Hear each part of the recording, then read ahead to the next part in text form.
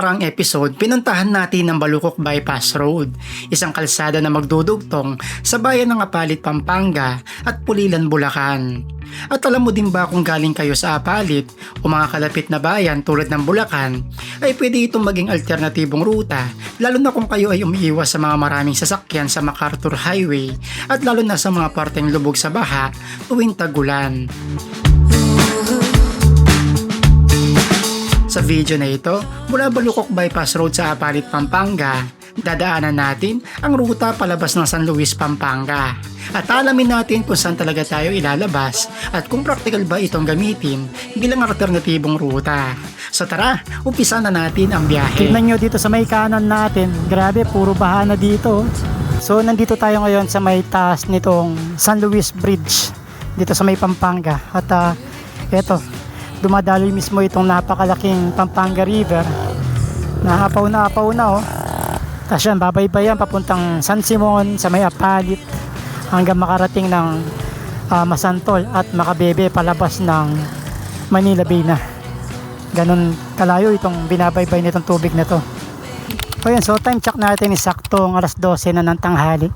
At nakakain na tayo dito sa may Six Fleets branch dito sa may kahabaan nitong Balukok, Apalit, Pampanga.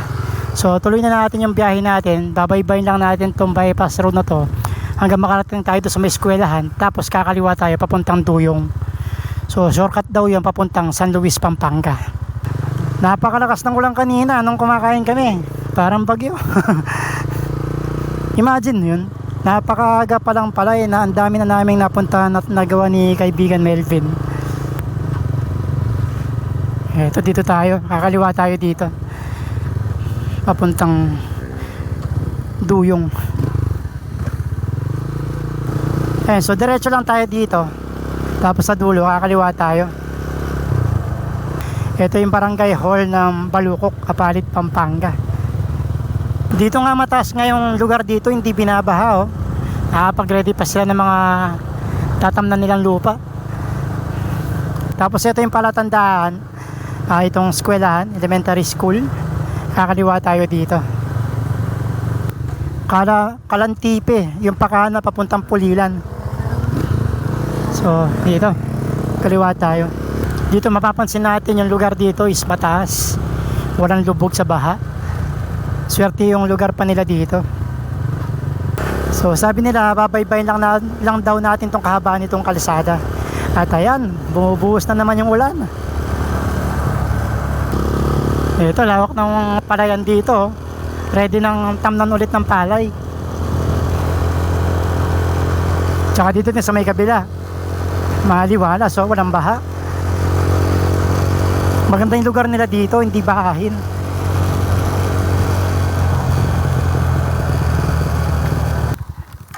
Malakas yung kaibigan, no? Dito kakapote na kami ni kaibigan, lumalakas na naman yung ulan eh. Pag nakahinto mahina lang, pero pag tumatakbo ang lakas eh. Oh, presko dito. Tsaka tingnan mo, may bagong tanim na dito. Malakas na naman eh, kailangan nating hindi mabasa. Ayun no, so nakapagkapote na tayo. Paparating yung malakas na ulan, kitang kita namin kanina sa may malayo. Lakas na oh, grabe. Bap, dito po ba yung papuntang Duyong? Opo, diretso lang po tapos kakanan. Diretso lang dulo. Salamat po. Papunta San Luis po yon.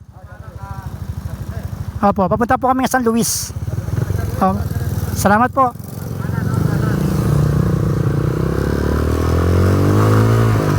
Grabe, napakalakas na ng ulan.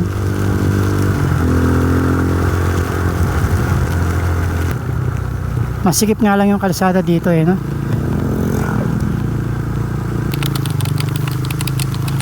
Dito tayo ngayon sa may Barangay Concepcion. Grabe, lakas ng ulan.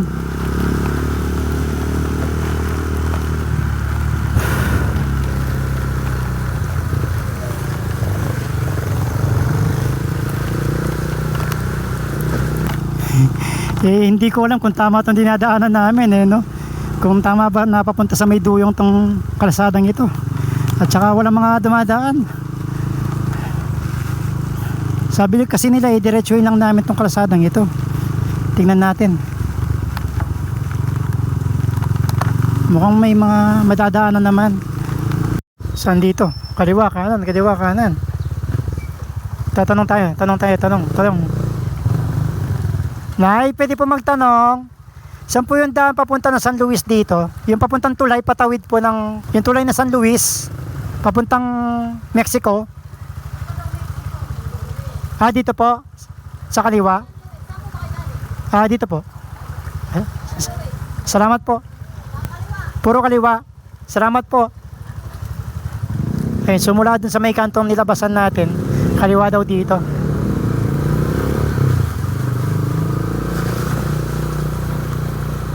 Sana hindi tayo matigaw. Wala tayong Google Map, di ba sira yung cellphone ko? Tsaka din na kasi umaandar dito yung navigator natin. Nabali kasi yung bracket nun, kaya inalis ko na. Ayan, kaliwa daw dito. Sana tama. Tama ba? Kaliwa. Sabi kaliwa. Wala nang dadaanan dito. Dito.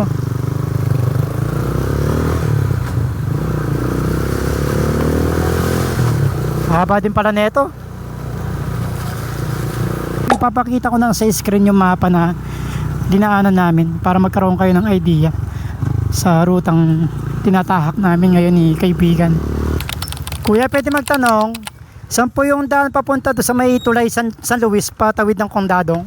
Palabas kami ng Mexico Dito, diretso nyo lang yan. Dire-diretso lang po. Tapos kakaliwa kayo. Sa dulo po? Sa dulo. Opo. Tapos malapit na po ba nun o malayo-layo pa? Sige po, salamat po. Doon na lang ulit kayo magtanong. Opo, salamat po, salamat. Ayun, dito daw tayo. Kaliwa. Sa pagdating sa dulo, kakaliwa ulit, tapos magtatanong. Medyo looban lang itong rutang ito, no? Pero wala siyang baha. Di tulad dun sa may San Simon. Ayan, anong barangay na to? Barangay San Jose. Santo Niño. Yung kabila yung San Jose. Ito yung Santo Niño. Ang liit lang pala na Santo Niño. Kakapasok lang namin, labas na kaagad. Ito, mataas yung level ng tubig dito sa may ilog. Lubog yung mga kangkungan. Sa bagay, halaman tubig naman yung mga kangkong. Kaya magsusurvive naman kahit baha. Ayan, tapos pagdating dito, ang sabi, kakaliwa dito. Lakas ng ulan.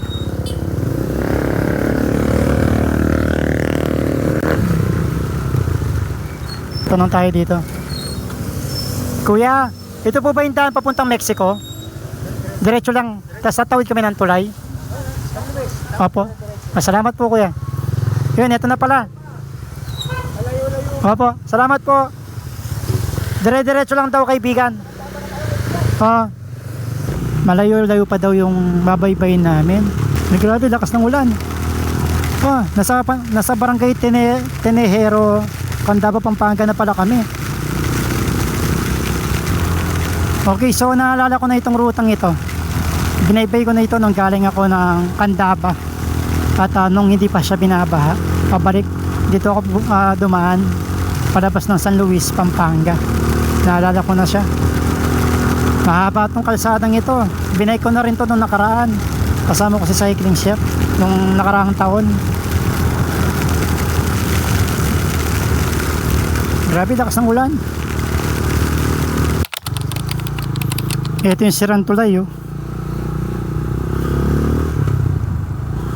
Ito, kapag binaybay natin ito mahabang kalsadang ito, dadaanan natin mismo yung pinaka bayan ng San Luis, at sa may dulo nito papuntang Mexico, Pampanga na. Dadaanan natin mismo yung Santo Domingo Circle ng Mexico, palabas na ng bayan ng Mexico, Pampanga. So ito, dire-diretso lang ito galing ng Bulacan. Tignan nyo yung panahon dito sa amin. Kanina napakalakas ng ulan. Ito, tirik na naman yung araw pagdating dito sa may San Luis. Iba no? Tapos doon sa may pupuntahan natin ay mukhang umuulan din. So sa pagdadaanan natin dito, maaraw, pagdating doon umuulan na naman. Tignan nyo dito sa may kanan natin, grabe, puro baha na dito. Grabe, ang lalim, tsaka ang lawak ng tubig.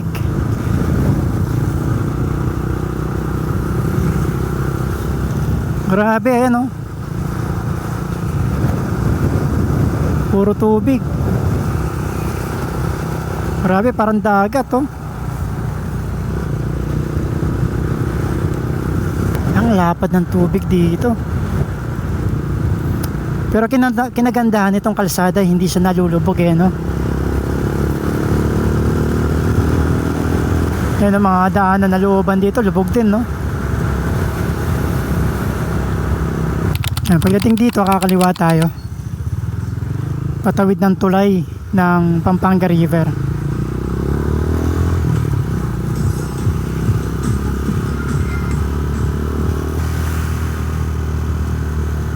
Ayan, ito na yung pinakatulay ng Pampanga River dito sa may bayan ng San Luis, Pampanga.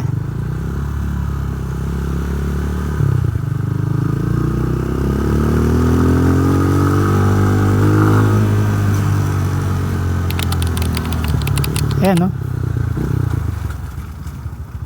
Lapad. Grabe, no? Isipin nyo yung mga tubig na yan. Nanggaling pa sa may Sierra Madre yung tubig na yan. Dyan sa may Nueva Ecija, sa may Talavera River, sa mga munisipalidad, tsaka sa mga bayan-bayan. Yung tubig na yan at naipon at napunta lahat dito. Pampanga River, kaibigan. San Luis na to. San Luis. Pag nakita mo si paring Bornok, nasa San Luis ka na. Oo nga, no? Dito rin pala yung dam ng Pampanga River. Oo. Sa kabila niyan, San Simon. Oo.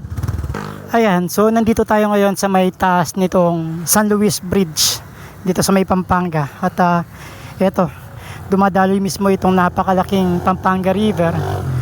Naapaw na oh. Ito pala, meron palang lumang tulay dito na hindi siya napagdugtong oh. Siguro may problema sa lupa dito kaya din nila natuloy yung tulay sa kabila. Ganyan kalapad itong Pampanga River eh, no?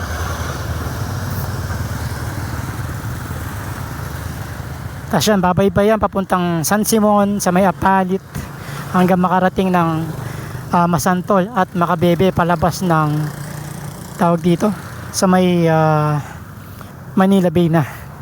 Ganon kalayo itong binabaybay nitong tubig na to. Kaya pagdating dun sa may bayan, sa mga mabababang bayan ng Masantol, Kalumpit, lubog talaga. Ayun, so mula dito sa may tulay na San Luis, Pampanga, dito sa may itaas ng Pampanga River, dito na natin tatapusin tong vlog natin. So pinakita ko lang sa inyo yung ruta mula Balukok, Apalit, Pampanga, patagos dito sa may San Luis, Pampanga, na pwede ninyong daanan, alternate route kung ayaw nyong dumaan ng MacArthur Highway papuntang Mexico, Pampanga. So from Mexico, pwede na tayo lumusot ng San Fernando. So ito yung alternate route, di lang sa may yung binlog natin nung nakaraan yung San Luis to San Simon to Apalit, Pampanga. Okay, so magkita-kita tayo ulit sa susunod na episode. So ako nga para si Jeno Cuenco, ang inyong kabalen. Right safe po sa inyo mga kabalen. So dito sa may San Luis, hindi pa pala natatapos ng vlog natin. Meron pa palang bahan dito pagkatawid natin ng Pampanga River flood control. Meron palang baha dito. Ano, baha dito, lalim.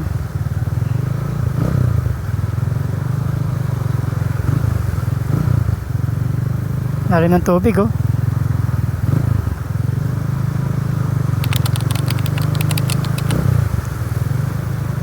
Mababa kasi lugar dito oh. Dami nangingisda oh.